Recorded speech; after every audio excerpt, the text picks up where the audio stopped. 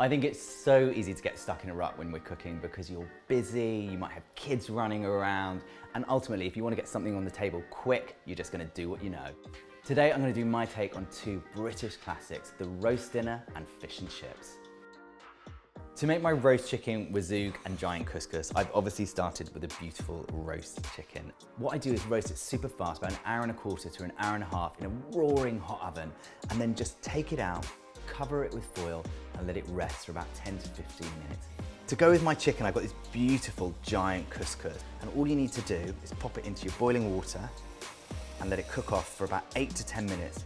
Pop it onto a plate, and I'll leave all of those juices in the tray so I can make a lovely gravy. Pop my pan back on the heat, a good old glass of white wine, 3 tablespoons of white wine vinegar. I'm gonna leave the onions in the pan. Gonna stir in 20 grams of butter. Right, I'm gonna make my zoug, and I just love this. So chuck all those wonderful herbs into the blender. I'm gonna add in 2 cloves of garlic, those chopped chilies, 2 of them, which will give a lovely heat, and just squeeze in the juice of a lemon.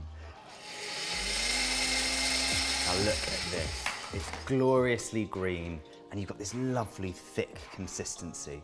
So on with that giant couscous, and I'm gonna spoon this beautiful gravy over the top. In fact, let's just go for it, let's be generous. And then I'm gonna go in with my chicken. That zoug. Now this pulls everything together. Just drizzle a little bit of this on the sides. And this is my take on the classic roast chicken. To start with, I'm gonna chop my fennel into little wedges. And I'm gonna chuck them into my roasting tray. And then I've got some new potatoes that I've just halved.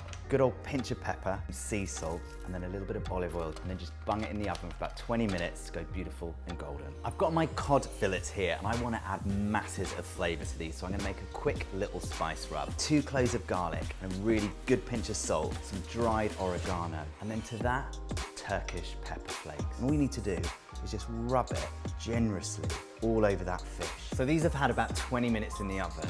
I'm gonna build up this beautiful tray bake with these wonderful cherry tomatoes and those beautiful cod fillets. Pop this back into the oven for about 10 to 12 minutes. To go with my cod, I'm gonna make a tahini dressing. Chop a lemon in half, add in my tahini. I'm gonna whisk my lime and tahini together, but you could use a blender if you wanted. My tray bake's had 35 minutes in the oven, and you can see that cod's beautifully flaky. The potatoes are golden. I'm gonna spoon over some of that beautiful tahini dressing that we made. Now look at that. If you guys are stuck in a rut, you wanna dive straight into this.